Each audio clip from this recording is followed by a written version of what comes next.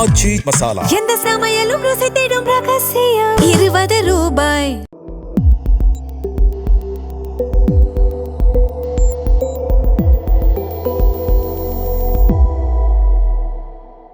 தமிழ் தடம் நேயர்களுக்கு வணக்கம். இன்றைய நேர்காணலில் நம்மோடு இணைந்திருப்பவர் ஊடகவியலாளர் திரு கெப்ரியல் தேவதாஸ் அவர்கள். சார் வணக்கம். வணக்கம் சார். ஒரு வழியாக அதிமுகவோட பிரச்சனைகள் எல்லாம் முடிஞ்சு சிவி சண்முகம் தரப்பும் இபிஎஸ் தரப்பும் ஒன்று சேர்வதாக அறிவிச்சிருக்காங்க. நீங்கள் அவங்க 2 பேரும் ஒன்று சேர்வதை எப்படி பார்க்குறீங்க? அதிமுக பலம் அடைஞ்சிருமா? இது எதிர்பார்த்த ஒரு விஷயம் தான். நம்ம ஏற்கனவே பேசியிருந்தோம். இவங்க பிரிஞ்சே இருக்க மாட்டாங்க. ஏன்னா இவங்களை பொறுத்தளவில் பிரிஞ்சு போன அந்த குரூப் இருக்கு இல்லையா, சிவி சண்முகம், எஸ்பி வேலுமணி, அவங்க வேற ஒன்று எதிர்பார்த்து போகிறாங்க. அவங்க எதிர்பார்த்தது நடக்கலை. கடைசியில் நடுவில் மாட்டிக்கிட்டாங்க. தாவேக்காக்கும் அந்த சைடும் போக முடியல, கட்சியும் 2ஆ உடைக்க முடியல. ஏன்னா அவங்களுக்கு 2/3 மெஜாரிட்டியும் இல்லை. அப்புறம் அதிமுகலையும் சேர முடியல அப்படின்ற ஒரு சூழலில் நடுவில் மாட்டிக்கிட்டாங்க. அப்படி இருக்கும்போது அவங்களுக்கு இருக்கக்கூடிய ஒரே பெஸ்ட் ஆப்ஷன் அதிமுகவில் போய் திரும்ப சேர்றது தான். ஏன்னா அவங்கெல்லாம் ப்ராக்டிக்கலான பொலிட்டீஷியன்ஸ். பிஸ்னஸை ஒரு வியாபாரம் மாதிரி தான் பார்ப்பாங்க. அவங்க யோசிப்பாங்க, ரைட், நமக்கு தாவேக்காவுக்கு ஆதரவாக செயல்பட முடியல, நம்ம எதிர்பார்த்த மாதிரியான விஷயங்கள் நடக்கலை, அமைச்சர் பதவியெல்லாம் கிடைக்கல. ஸோ அப்படி இருக்கும்போது நடுவுலையே உட்கார்ந்துட்டு இருக்க முடியாதுல்ல. அடுத்த பெஸ்ட் ஆப்ஷன் என்ன? அடுத்த பெஸ்ட் ஆப்ஷன் அதிமுகவில் போய் திரும்ப சேர்றது தான். அதுதான் அவங்களுக்கு லாபகரமாக இருக்கும். எதிர்பார்த்த விஷயம் நடக்கலன்னு அவங்க இப்போ திரும்ப அந்த சைடு போகிறதுக்கான முயற்சிகளில் ஈடுபடுறாங்க. அஃப்கோர்ஸ் இப்போ சேர்ந்துட்டாங்க எல்லாரும். இது எதிர்பார்த்த ஒரு விஷயம்தான். பெரிய சர்ப்ரைஸ்லாம் ஒன்றும் இதில் கிடையாது. இது அதிமுகவை பலப்படுத்திடுமான்னு கேட்டிங்கன்னா ஓரளவுக்கு பலப்படுத்தும். ஆனால் பெரிய மாற்றம் ஒன்றும் ஏற்படுத்திடாது. ஏன்னா நம்ம ஏற்கனவே பார்த்தோம், எலெக்ஷன் ரிசல்ட்ஸ் வரும்போது 3வது இடத்துக்கு அதிமுக தள்ளப்படுறாங்க. அதுவே அதிமுகவுக்கு பெரிய ஒரு பின்னடைவு. அதுக்கப்புறம் இவங்க என்ன பண்ணுறாங்க, ஏற்கனவே பலவீனப்பட்டு தான் இருக்கும், குறைந்தபட்சம் கட்சியை எப்படி மீட்கணுன்ற முயற்சியில் ஈடுபடணும். ஆனால் இவங்க என்ன பண்ணுறாங்க, கட்சியை 2ஆ உடைக்கிறாங்க. தாவேக்காவுக்கு ஆதரவாக ஃப்ளோர் டெஸ்ட்டில் வாக்களிக்கிறாங்க. அப்படி இருக்கும்போது கட்சி 2ஆ உடையக்கூடிய ஒரு சூழல் ஏற்படுது. கட்சி இன்னும் பலவீனப்படுது. 3வது இடத்துக்கு தள்ளப்பட்டதே கட்சியை பலவீனப்படுத்துது, கட்சியை பலவீனமாக காட்டுது. இவங்க அதை இன்னமும் மோசமாக்குறாங்க, சூழலை இன்னமும் மோசமாக்குறாங்க. இப்போ என்ன பண்ணுறாங்க, திரும்ப சேர்ந்துருக்காங்க. இந்த ட்ராமா எல்லாமே கட்சிக்கு பெரிய டேமேஜ் ஏற்படுத்திருச்சு இல்லை. அது போக ஒரு 4 எம்எல்ஏஸ் அங்கே தாவேக்கால போய் சேர்ந்தாச்சு. ஏற்கனவே உங்களுக்கு டேலி கம்மியாக இருக்குது. 4 எம்எல்ஏஸ் இப்போ அங்கேயும் போய் சேர்ந்துட்டாங்க. ஸோ ஏற்கனவே நீங்கள் 3வது இடத்துல இருக்கீங்க. அந்த இடத்துல இருந்து உங்கள் பொசிஷனை இன்னும் பலவீனப்படுத்திருக்கீங்க. பிரிஞ்சே இருந்திருந்தாங்கன்னா இன்னும் மோசமாக போயிருக்கும். ஆனால் இப்போ அது நடக்கலை. இதில் இபிஎஸ்க்கு ஒரு அட்வான்டேஜ் என்னென்னா, அவரோட கரங்கள் பலப்பட்டிருக்கு. இப்போ ஓரளவுக்கு அவரோட கண்ட்ரோலுக்கு கீழே அவங்கள கொண்டு வந்திருப்பாரு. அவங்களுக்கும் பார்த்தோம்னா பழைய பதவிகள்லாம் வழங்கப்படலை, பொறுப்புகள்லாம் வழங்கப்படலை, கொஞ்சம் வெயிட் பண்ண சொல்லியிருக்காங்க. ஸோ அந்த வகையில் இபிஎஸோட கண்ட்ரோல் கட்சி மேலே கொஞ்சம் ஸ்ட்ராங்காக இருக்குது. ஆனால் கட்சி ஓவராலாக வீக்காக இருக்குது. இதில் இன்னொரு முக்கியமான விஷயம் என்னென்னா, இதில் நான் பார்க்குற ஒரு விஷயம் என்னென்னா, கடந்த சில நாட்களாகவே நான் எதிர்பார்த்தது என்னென்னா, சிவி சண்முகமும் எஸ்பி வேலுமணியும் விஜய்க்கு எதிராக திரும்புவாங்களா இல்லையான்னு எதிர்பார்த்துட்டே இருந்தேன். ஆனால் இது வரைக்கும் அவங்க திரும்பல. இப்போ எதையோ ஒன்று எதிர்பார்த்து கட்சியை உடைச்சிட்டு அங்கே போகிறாங்க. அவங்க எதிர்பார்த்த விஷயம் நடக்கலை. கடைசியில் சில எம்எல்ஏக்களை மட்டும் சிவி சண்முகம், எஸ்பி வேலுமணி குரூப்ல இருந்து எம்எல்ஏஸை மட்டும் உருவுறாங்க. ஒரு 4 எம்எல்ஏஸ் மட்டும் இப்போ அங்கே போய் சேர்ந்துட்டாங்க. ஏன்னா அவங்கள பொறுத்தளவில் அவங்களுக்கு தேவை அதிமுகவில் இந்த 25 எம்எல்ஏஸும் தேவை கிடையாது. ஒரு 5 எம்எல்ஏஸ் இருந்தால் போதும், ஒரு 4 எம்எல்ஏஸ் இருந்தால் போதும். அதை மட்டும் அவங்க அங்கேருந்து உருவி எடுக்கிறாங்க. ஸோ இப்போ என்ன ஆகுது, நீங்கள் எதிர்பார்த்த மாதிரி அமைச்சர் பதவியெல்லாம் கிடைக்கல, உங்கள் குரூப்பையும் அவங்க பலவீனப்படுத்திட்டாங்க. அப்போ நீங்கள் விஜய்க்கு எதிராக திரும்பணும்ல, டிவிகேவுக்கு எதிராக திரும்பணும்ல. நீங்கள் அப்படி தானே திரும்பினீங்க, இபிஎஸ்க்கு எதிராக அப்படி தானே திரும்பினீங்க. திரைமறைவில் திமுகவும் அதிமுகவும் பேச்சுவார்த்தை நடத்தினாங்க, இதெல்லாம் எங்களால் ஏற்றுக்கவே முடியாது அப்படின்னு நீங்கள் திரும்பினீங்கல்ல. பேக்ரவுண்டில் நடந்த விஷயத்தெல்லாம் போட்டு உடைச்சிங்கல்ல. அந்த மாதிரிலாம் ஏன் இங்கே எதுவும் பண்ணல? ஸோ இதை நம்ம புரிஞ்சிக்க வேண்டிய விஷயம் என்னென்னா, இவங்க நாளைக்கும் இபிஎஸ்க்கு எதிராக திரும்புறதுக்கான வாய்ப்பு இருக்குது. ஸோ ஏதோ ஒரு அண்டர்ஸ்டாண்டிங் இருக்கணும்ல. தாவேக்காவோட ஒரு அண்டர்ஸ்டாண்டிங் இருந்தால் தானே இப்படி குவைட்டாக பவ்யமாக இருக்காங்க. ஏன்னா நீங்கள் ஏமாற்றப்பட்டிருக்கீங்க. ஆக்சுவலாக நீங்கள் அவங்களுக்கு எதிராக ஃபுல் ஃபோர்ஸாக திரும்பி இருக்கணும். ஆனால் இவங்க திரும்ப மாட்டேங்கிறாங்க. ஸோ அப்போ ஏதோ ஒரு அண்டர்ஸ்டாண்டிங் அவங்களுக்கு தாவேக்காவோட இருக்குது. நான் ஏன் இதை சொல்கிறேன்னா, தாவேக்காவோட அமைச்சரவை எடுத்துக்கிட்டிங்கன்னா அது 100% இப்படியே தான் இருக்குன்னு சொல்ல முடியாது. ஏன்னா அங்கே நிறைய பிரச்சனைகள் வரக்கூடிய நாட்களில் தாவேக்கா ஒரு புது கட்சி, ஃபர்ஸ்ட் டைமா பவருக்கு வராங்க. நிறைய பேர் இன்எக்ஸ்பீரியன்ஸ்டா இருக்காங்க. ஸோ நிறைய தவறுகள் வரும், நிறைய அதிருப்திகள் ஏற்படும், நிறைய குற்றச்சாட்டுகள் அவங்க மேல வைக்கப்படும். அப்படிலாம் நடக்கும்போது விஜய் அவர்களுக்கு பெரிய ஆப்ஷன் இருக்காது. நிறைய பேரை பதவியிலிருந்து நீக்க வேண்டியிருக்கும். அந்த மாதிரியான சூழல்கள் ஏற்பட்டால் மேபி ஏதோ ஒரு டோர்லாம் ஃபியூச்சரில் ஓப்பன் ஆகிறதுக்கு வாய்ப்பு இருக்கு. ஏன்னா இப்போ நடக்கிற விஷயம் எனக்கு கொஞ்சம் நான் ஒரு 2 டேஸாகவே எதிர்பார்த்துட்டு இருக்கேன். அதை ஏதோ ஒரு பாயிண்ட்ல தாவேக்காவுக்கு எதிராக CV சண்முகம் அவர்களும் SP வேலுமணி அவர்களும் திரும்புவாங்கன்னு நான் பார்த்துட்டு இருந்தேன். ஆனால் அது நடக்கல. அப்போ மீண்டும் ஒரு ஃப்ளோர் டெஸ்ட் வந்து நடந்துச்சு அப்படின்னா இவங்க தரப்பு வந்து விஜய் அவர்களுக்கு திருப்பி சாதகமாக தீர்ப்பளிக்க வாய்ப்பு இருக்கா? நமக்கு தெரியல. ஏன்னா இப்போ ஒன்று EPS அவர்கள் பாதிக்கப்படுறாரு தாவேக்காவால், ஓகேவா? கரூர் சம்பவத்தில் யூஸ் பண்ணிட்டு அதுக்கப்புறம் அதிமுகவை எதிர்த்தே அரசியல் பண்ணுறாங்க, அதிமுகவை மட்டம் தட்டுறாங்க. அது மட்டும் இல்லாமல் எலெக்ஷன் முடிஞ்சதுக்கப்புறம் அதிமுகவை 2ஆ உடைக்கிறாங்க. இது எல்லாமே யாரை பாதிக்கும்? அதிமுகவை பாதிக்கும், EPS-ஐ பாதிக்கும். EPS-ஓட லீடர்ஷிப்பை தான் கொஸ்டின் பண்ணுறாங்க. இது நடக்குது. அதுக்கப்புறம் பிரிஞ்சு வந்த அந்த குரூப் இருக்கு பாருங்க, ஒரு 25 MLAs-ஓட பிரிஞ்சு வந்த அந்த குரூப் இருக்கு பாருங்க, அவங்களுக்கும் ஏதோ ஒரு ஆசையை காட்டுறாங்க, அவங்களும் அதை நம்பி போறாங்க, கடைசியில் ஏமாற்றப்படுறாங்க, அவங்களுக்கும் ஒன்றும் கிடைக்கல. அது போக அந்த குரூப்ல இருக்கக்கூடிய MLAs-ஐ உரிமை எடுக்கிறாங்க. இவ்வளவு விஷயங்கள் நடந்திருக்கு. ஸோ அப்ப SP வேலுமணி அவர்களும் CV சண்முகம் அவர்களும் ஒன்று ஏதோ ஒரு வகையில் ஏமாற்றப்படுறாங்க, அவங்க எதிர்பார்த்தது நடக்கல. 2வது அவங்கள மீறி அவங்க டீம்ல இருந்து MLAs-உம் பிரிச்சு எடுக்கப்படுறாங்க. இவ்வளவு நடந்ததுக்கு அப்புறமும் இவங்க 2 பேரும் அமைதியா இருக்காங்க. நடுகடல்ல மாட்டிட்டு இருக்கும் போதும் அமைதியா இருக்காங்க. இப்ப திரும்ப போய் EPS போய் தான் சேர்றாங்க. அவங்க குறைந்தபட்சம் அவரை குஷிப்படுத்துறதுக்காவது ஏதாவது எடுத்து பேசணும்ல. மேபி ஃபியூச்சர்ல கூட பேசலாம். ஆனா இது வரைக்கும் எதுவும் பேசலையே. நான் இதை லாஸ்ட் 2 days தான் எதிர்பார்த்தேன். நான் இப்படி சிக்கல் இருக்கக்கூடிய ஆட்கள் பேசியிருக்கணும்ல. இவங்க குதிரை பேரங்கிறது கூட EPS சைட்ல இருந்தா. ஆமா, இவங்க எதுவுமே பேசலையே, டிவிக்கு எதிராக எதுவுமே பேசலையே. அப்ப ஏதோ ஒரு வகையில ஒரு கவர்மெண்ட் அங்க இருக்கு, நாளைக்கு அங்க நமக்கு ஏதோ ஒண்ணு ஃபியூச்சர் இருக்குன்னு இவங்க பாக்குறாங்க. இன்னைக்கு இமீடியட்டா நம்மளால பெருசா எதுவும் காய்கறி நகர்த்த முடியல. பட் நாளைக்கு ஏதோ கதவுகள் திறக்கிறதுக்கான வாய்ப்பு இருக்குன்னு தானே பாக்குறாங்க. அவங்களும் வேற ஏதாவது ஹோப் ஏதாவது கொடுத்துருக்கலாம், நமக்கு தெரியல.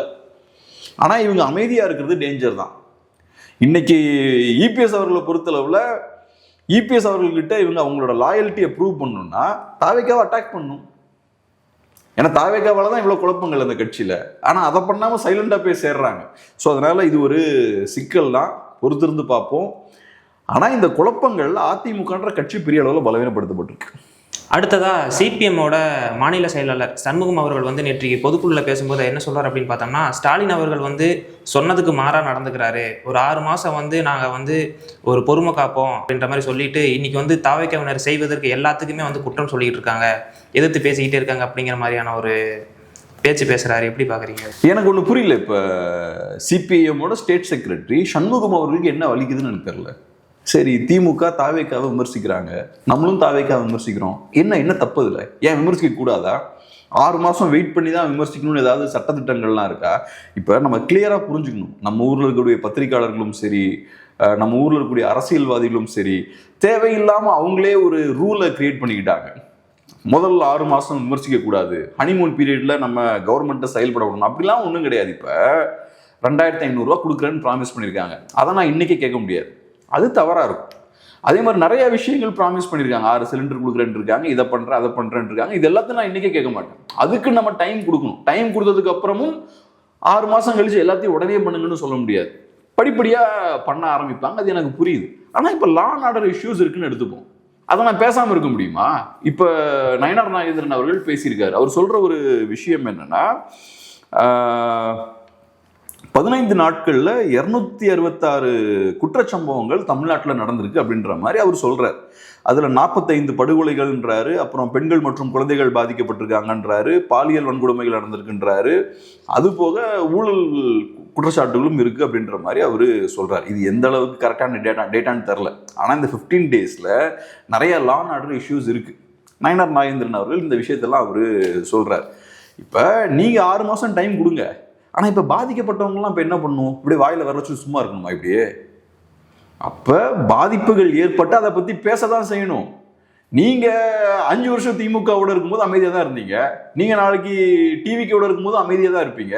நீங்க அமைதியா இருக்கீங்க, உங்களுக்கு லாபம் இருக்குன்றதுக்காக இப்ப பாதிக்கப்பட்டிருக்காங்கல்ல இவங்கெல்லாம் சும்மா அமைதியா உட்கார்ந்து இருக்கணுமா? இல்லை அவர் என்ன சொல்கிறாருன்னா, நாங்களாம் தினத்துக்கும் போராட்டம் நடத்துகிறவங்க, நாங்களே அமைதியாக இருக்கோம், நீங்களும் கொஞ்சம் டைம் கொடுங்க அப்படிங்கிற. அதான் சார், நீங்கள் டைம் தாவேக்காக கொடுக்குறீங்க, அரசு வந்தால் டைம் கொடுக்கணும்னு கொடுக்குறீங்க. நான் என்ன கேட்குறேன், இப்போ அந்த இடத்துல நீங்கள் இருந்தால் அப்படி அமைதியாக இருப்பீங்களா? இப்போ பத்திரிகையாளர்கள்லாம் பேசுகிறாங்கல்ல, அந்த பத்திரிகையாளர்களுக்கு ஒரு பாதிப்பு ஏற்படுதுன்னு வச்சுப்போம், அப்போ அவங்க சும்மா இருப்பாங்களா? பேசுவீங்களா நீங்கள்? அப்போ எனக்கு ஒரு பாதிப்பு இருந்தால் நான் சும்மா இருப்பேனா? அப்போ அடுத்தவனுக்கு வந்தாலும் அதே தானே. தாவேக்காவுக்கு டைம் கொடுக்குறேன்ற பேரில் ஊரில் என்ன நடந்தாலும் நான் பேச மாட்டேன், அமைதியாக இருப்பேன்னா என்ன அர்த்தம் அது? இப்போ 15 நாளில் 266 குற்றச்சம்பவங்கள் நடந்திருக்குன்றாரு. 266 குற்றச்சம்பவங்கள் நடந்திருக்குன்னா அவங்களோட ஃபேமிலிஸ் பாதிக்கப்பட்டிருக்கும், ஆயிரக்கணக்கான பேர் இதில் பாதிக்கப்பட்டிருப்பாங்க. அப்போ அவங்கெல்லாம் எதுவும் பேசக்கூடாது, தாவேக்காவுக்கு 6 மாதம் டைம் கொடுத்துருக்கணும். ஏன்னா இப்போ நம்ம பாதிக்கப்படாதனால இந்த பேச்செல்லாம் நம்ம பேசுகிறோம். இந்த இந்த டேட்டாவில் நம்மளும் இருந்தாலும் இப்படி பேசுவோமா? பேச மாட்டோம்ல. அதான் சொல்ல வரேன். நான் என்ன சொல்ல வரேன், நீங்கள் இன்னைக்கே 2500 ரூபா பணத்தை கேட்க வேண்டாம், அதுக்கு டைம் வேணும், அதுக்கான பணத்தெல்லாம் திரட்ட வேண்டியிருக்கும், சில மாற்றங்கள் கொண்டு வர வேண்டியிருக்கும், அதுக்கு உங்களுக்கு நேரம் எடுக்கும், அது எனக்கு புரிஞ்சுக்க முடியுது. ஆனால் லா அண்ட் ஆர்டர் இஷ்யூஸ்லாம் வரும்போது நான் அதை பேசிதான் ஆகணும். பிரச்சனைகள் இந்த மாதிரி வரும்போது பேசிதான் ஆகணும். நிர்வாகம் சார்ந்து குழப்பங்கள் இருக்கும்போது பேசிதான் ஆகணும். டாஸ்மார்க்ல 10 ரூபா எக்ஸ்ட்ரா வாங்குறாங்கன்னா அதை பேசிதான் ஆகணும். அதுக்கு ஒன்றும் பெரிய டைம்லாம் தேவையில்லை. டாஸ்மார்க்ல 10 ரூபா வாங்குறாங்கன்னா வாங்கக்கூடாது, அவ்வளவுதான். அதுல மாற்றம் கொண்டு வரதுல என்ன பெரிய பிரச்சனை இருக்கு? இன்னைக்கும் வாங்கிட்டு தான் இருக்காங்க. அப்ப இதுக்கு முன்னாடி இருந்த அரசுகள் என்ன தவறு பண்ணாங்களோ அதையே நீங்களும் பண்றீங்க. இப்ப டாஸ்மார்க்ல பணம் வாங்கக்கூடாதுன்னு ஸ்டாப் பண்றது என்ன சார் பெரிய பிரச்சனை?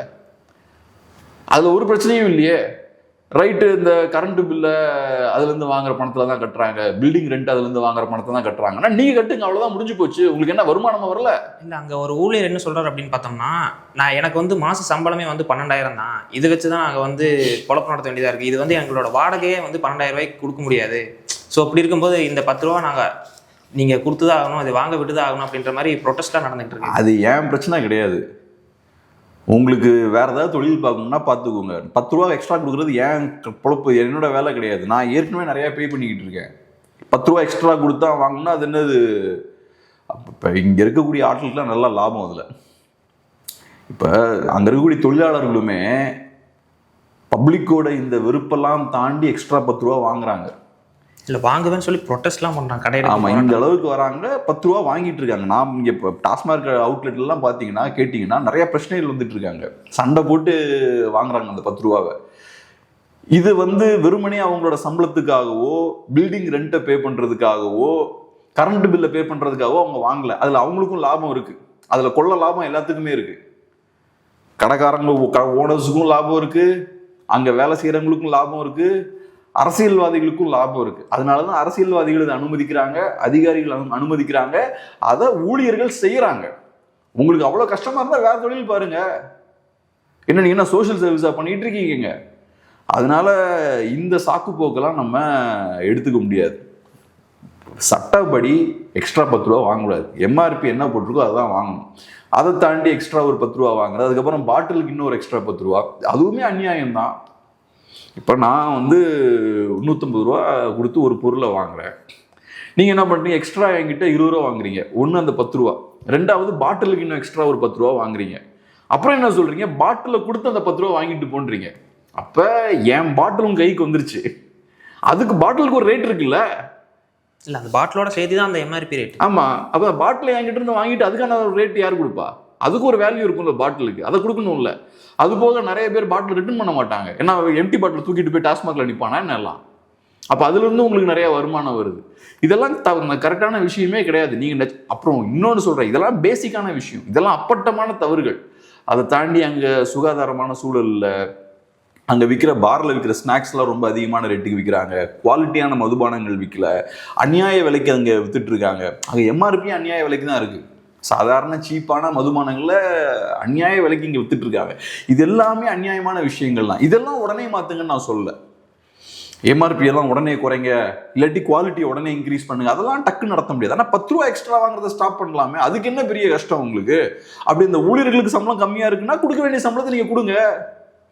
அப்போ ஊழியர்கள் 10 ரூபாவை நான் மக்கள்கிட்ட இருந்து வசூல் பண்ணதான் செய்வேன்னு போராடக்கூடாது. அரசுகிட்ட இருந்து நீங்க சம்பளத்தை வாங்கணும் போராடி. அப்ப நீங்க அழுத்தம் போட வேண்டியது அரசு மேல. இதை நார்மலைஸ் பண்றது உங்க வேலை கிடையாது. ஸோ இதெல்லாம் நான் எதிர்பார்ப்பேன். இன்னைக்கு ஒரு கொலை நடக்குதுன்னா அப்ப அது நடக்கக்கூடாது. இன்னைக்கு நான் இல்லைங்க தாவேக்கா அரசுக்கு நம்ம 6 மாசம் கண்டிப்பா நம்ம டைம் கொடுக்கணும் அப்படின்னு சொல்லிட்டு நாளைக்கு என்ன பிடிச்சதான் கொண்டுட்டாங்கன்னா அப்பயும் இதே தான் சொல்லுவீங்களா? இதுல ஒரு எனக்கு நடந்தா அது பிரச்சனை மாதிரி மற்றவங்க நடந்தாலும் அது பிரச்சனை தானே. இப்ப எனக்கு நடந்தா நான் சும்மா விட மாட்டேன்ல. அப்ப அடுத்தவங்களுக்கு நடந்தாலும் பிரச்சனை தான். அது சும்மா டேட்டா மாதிரி பார்க்க கூடாது. இங்க தாவேக்கா அரசுக்கு டைம் கொடுக்கணுன்றது முக்கியம் கிடையாது.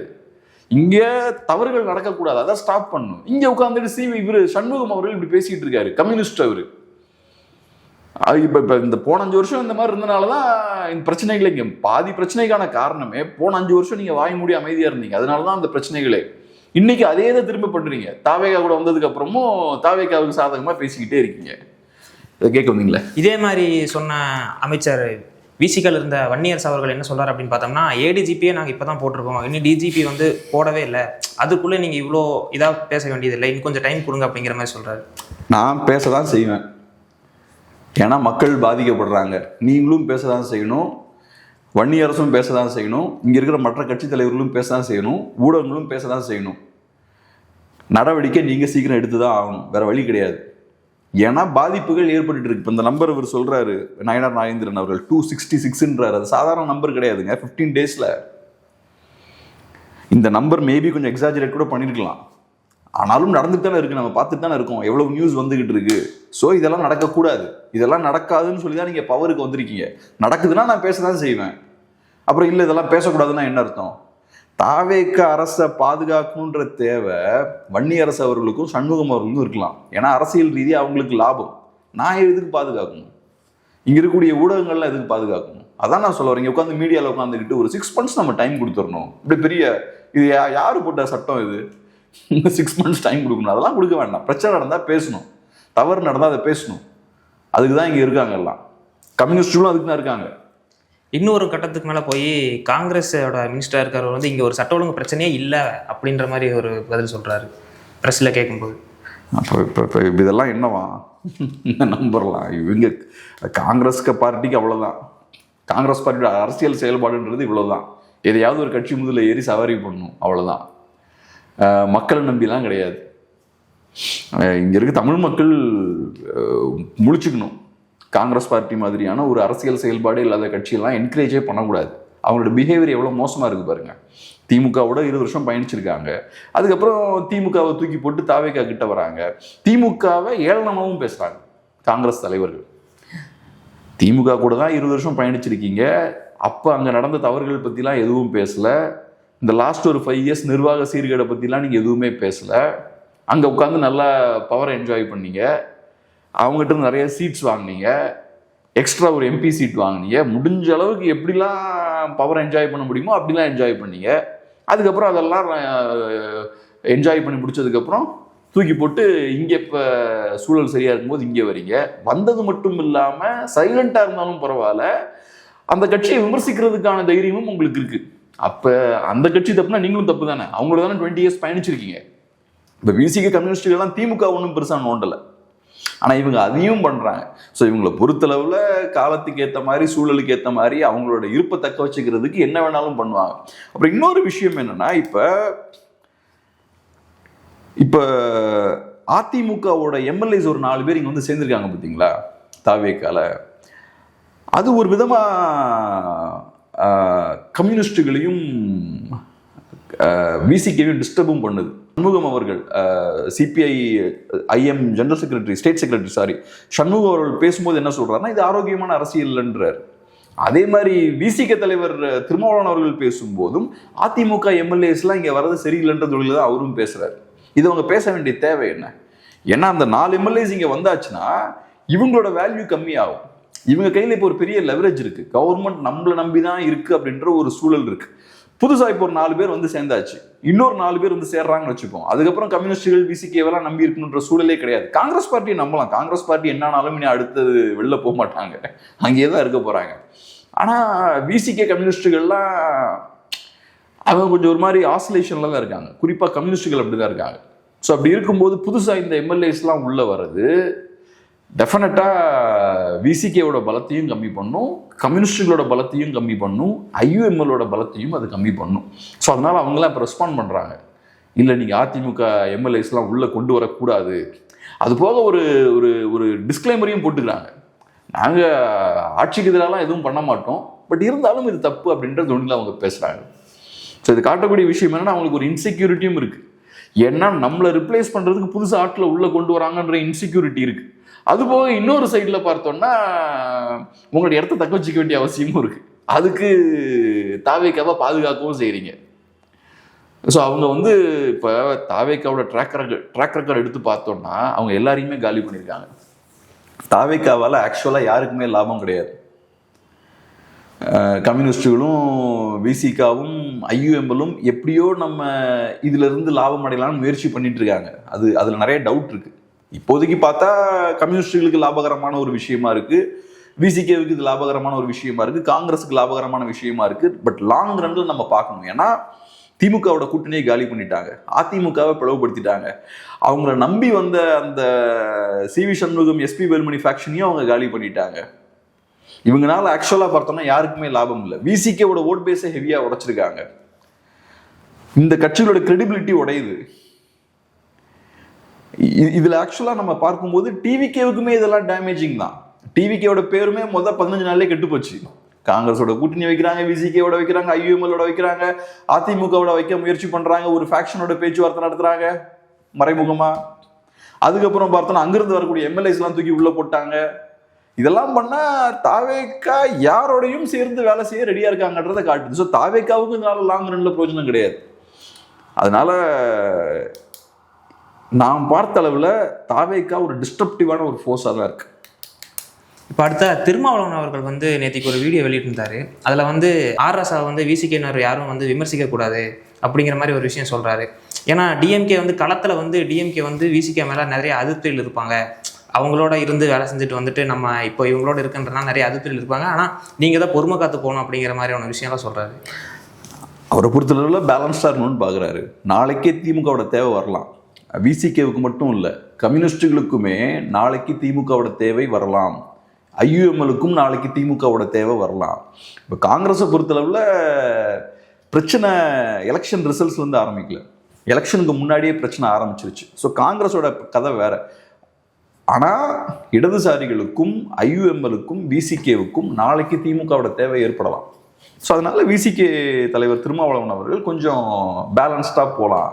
நம்ம இப்போ தாவேக்காவோட இருக்கோன்ற ஒரே காரணத்துக்காக நம்ம ஓவரா திமுகவை போய் சீண்ட வேண்டாம் அப்படின்ற மாதிரியும் மேபி யோசிக்கலாம். ஏன்னா இப்போ தாவேக்கா போகிற போக்க பார்க்கும்போது எனக்கு என்னமோ சீக்கிரமாக அதிருப்தி நிறைய ஆகும்னு தான் தோணுது. அவங்க மினிஸ்டர்ஸ்லாம் பேசுகிறத பார்த்தா நமக்கு ஆச்சரியமாக இருக்குது. ஒரு மினிஸ்டருக்கு அவரோட துறை என்னன்னே தெரில, அதை மாற்றி சொல்கிறாரு. அதுக்கப்புறம் ஒரு ரீடேக் எடுக்கிறாங்க. அப்புறம் இன்னொருத்தர் பார்த்தோன்னா ஏதோ லோக்கல் நிர்வாகி பார்த்தோம்னா செங்கல் சூளையில் போய் அவர் மாமூல் வசூலிக்கிறார். இப்போ அவரை கட்சியில் தூக்கியிருக்காங்க போல. இப்போ உங்கள் கட்சியில் இருக்கக்கூடிய ஆட்கள்லாம் எப்படி இருக்காங்கன்னு பாருங்க. அப்புறம் இன்னொரு அமைச்சர்கிட்ட போய் கேட்டால் இந்த மாதிரி ஒரு ஒரு பாலியல் குற்றம் நடந்திருக்கு, அதை நீங்கள் எப்படி பார்க்குறீங்கன்னு கேட்டால், இல்லை இப்போ நம்ம பொலிட்டிக்ஸ்லாம் பேச வேண்டாம், நம்ம வந்து அட்மினிஸ்ட்ரேஷன் பற்றி பேசலாம் அப்படின்றாங்க. அது பெரிய விமர்சனமாக மாறுது. ஸோ இவங்கெல்லாம் பண்ணுறதை பார்க்கும்போது இப்போ 15 days தான் ஆகுது. இப்போ நான் ரொம்ப கம்மியாக தான் சொல்லியிருக்கேன். நீங்கள் இன்னும் கேர்ஃபுல்லாக பார்த்தீங்கன்னா இவங்க ஏகப்பட்ட குளறுபடிகளை பண்ணிட்டு இருக்காங்க. தவறான விஷயங்கள் பேசுறது, இந்த மாதிரியான காரியங்கள் நிறைய நடந்துட்டுருக்கு. போக போக தான் நமக்கு தெரியும் ஆன்டி இன்கம்பன்சி ஸ்பீடாக பில்ட் ஆகிறதுக்கான வாய்ப்புகள் நிறையா இருக்குது. இல்லை அதில் ஒரு பாதிப்பு நடந்த மக்கள் பக்கம் நிற்கிறத தாண்டி இப்போது விஜய் அவர்களை காப்பாற்றணும் அப்படிங்கிறதுக்காக, டிவிகே அரசை காப்பாற்றணும் அப்படிங்கிறதுக்காகவே அந்த விக்டிம் மேலே நிறைய பழி போடுறதெல்லாம் நம்ம நிறையா பார்க்க வேண்டியதாக இருக்குது. இப்போ அந்த ஒரு குழந்தை கூட இறந்துட்டாங்க, அவங்களோட அம்மாவுக்கு வந்து மது பழக்கம் இருக்குன்றதுக்காக அவங்கள ப்ளேம் பண்ணுற மாதிரியான ஒரு விஷயம்லாம் நிறையா ரீல்ஸாக போட்டுக்கிட்டு இருக்காங்க. இப்போ அதான் இப்போ என்னென்னா இன்ஸ்டா உலகம் தனியாக இருக்குது. இப்போ ட்விட்டர்லலாம் ஒரு ஃபேக் நியூஸ் வருதுன்னா உடனே கவுண்டர் பண்ணிடலாம். பட் இன்ஸ்டா உலகம் டிஃப்ரெண்ட்டாக இருக்குது. இன்ஸ்டாவில் டக்குன்னு ரீல்ஸ் பார்த்தோம்னா வேகமாக ஸ்ப்ரெட் ஆயிரும். நீங்கள் அதை கவுண்டர் பண்ணி இன்னொரு ரீல்ஸ் போடுறீங்கன்னா அது பெருசாக அந்த அளவுக்கு ஸ்ப்ரெட் ஆகாது. இந்த மாதிரி ஃபேக் நியூஸ் பார்த்தோம்னா பயங்கரமாக இன்ஸ்டாவில் ஸ்ப்ரெட் ஆகிட்டு இருக்கு. அதை நம்ம தாவேக்கா ஆதரவாளர்கள் நிறைய பேர் அந்த வேலையை பண்ணுறாங்க. நீங்கள் சொன்ன மாதிரி நிறைய ஃபேக் நியூஸை ஸ்ப்ரெட் பண்ணிட்டு இருக்காங்க. தாவேக்காவோட சாதனைகள்னு சொல்லி நிறைய ஃபேக் நியூஸ் அவங்க ஸ்ப்ரெட் பண்ணிட்டு இருக்காங்க. ஆனால் ஃபேக் நியூஸ் எல்லாம் வச்சு மட்டுமே நீங்கள் வண்டியை ஓட்டிட முடியாது. ஏதோ ஒரு பாயிண்ட்ல நீங்கள் ஆக்சுவலாக டெலிவர் பண்ணணும். இப்போ ஜெயிச்சிட்டீங்க, ஜெயிக்கிறதுக்கு இந்த மாதிரி இன்ஸ்டா ரீல்ஸ் எல்லாம் யூஸ் பண்ணி எடுத்து ஜெயிச்சாச்சு. அதை தாண்டி வேற நிறைய பிரச்சனைகள் இருக்கு. வெறும் இன்ஸ்டாவால் ஜெயிச்சாங்கன்னு நான் சொல்ல வரல, பட் இன்ஸ்டா இந்த விஷயங்கள்லாம் யூஸ் பண்ணி ஜெயிச்சாச்சு. அதுக்கப்புறம் இப்போ பவர் வந்ததுக்கு அப்புறமும் அதான் பண்ணிட்டு இருக்காங்க. இந்த ஆய்வுக்கெல்லாம் போறாங்க இல்லையா, அதுவும் பார்த்தீங்கன்னா மோஸ்ட்லி இன்ஸ்டா ஸ்டைலில் தான் ஆய்வெல்லாம் போகிறாங்க. ஆய்வு போகும்போது அதை வீடியோ எடுக்கிறது, அதுக்கு பயங்கரமான இன்ஸ்டா மியூசிக் அது இதெல்லாம் போடுறது. இப்போவும் அவங்க ரீல்ஸ் மோடில் தான் இருக்காங்க. அது எல்லாமே பெர்ஃபெக்ட். ஆனால் நாட்கள் ஆக ஆக நீங்கள் என்ன டெலிவர் பண்ணுறீங்கன்னு பார்ப்பாங்க. இப்போ நீங்கள் பவர் வந்ததுக்கப்புறம் பவர் கட் நிறையா இருக்குது, அது பிரச்சனை. நீங்கள் பவர் கட் அப்போ நீங்கள் சரி பண்ணணும். சரி பண்ணலன்னா அது ஒரு பெரிய பிரச்சனையாக தான் உங்களுக்கு மாறும். அதே மாதிரி லா அண்ட் ஆர்டர் இஷ்யூ இங்கே சீரியஸாக பார்க்கப்படுது. திமுக மேலே இருந்த மிகப்பெரிய ஒரு பிளாக் மார்க்கே என்னன்னா லா அண்ட் ஆர்டர் இஷ்யூ சரியில்லை. அப்போ அது நடக்க நடக்க அதெல்லாம் நியூஸாக மாறும், மக்கள் மத்தியில் பெரிய கோபம் வரும். டாஸ்மார்க்கு நீங்கள் 10 ரூபா எக்ஸ்ட்ரா வாங்கிட்டு இருந்தீங்கன்னா இப்போ விட்டுருவாங்க, 15 நாள் தான் ஆயிருக்கு. ஆனால் ஒரு வருஷம் கழிச்சு கேட்பாங்க. எப்படி உதயநிதி ஸ்டாலின் அவர்கள் நான் பதவிக்கு வந்ததுக்கப்புறம் முதல் கையெழுத்து நீட் விலக்காக தான் இருக்கும்னு சொல்லி அதை செய்யாத போது 5 வருஷமா மக்களை திரும்ப திரும்ப கேட்டுக்கிட்டே இருந்தாங்க. திமுக எதிர்ப்பாளர்கள் அந்த விமர்சனத்தை வச்சுக்கிட்டே இருந்தாங்க. உதயநிதி ஸ்டாலின் அவர்கள் அப்படி பேசினாரு, ஆனால் அதை செய்யலைன்னு. நீங்களும் அதே மாதிரி டாஸ்மார்க்ல 10 ரூபாய்க்கு எதிராக பாட்டெல்லாம் பாடிருக்கீங்க.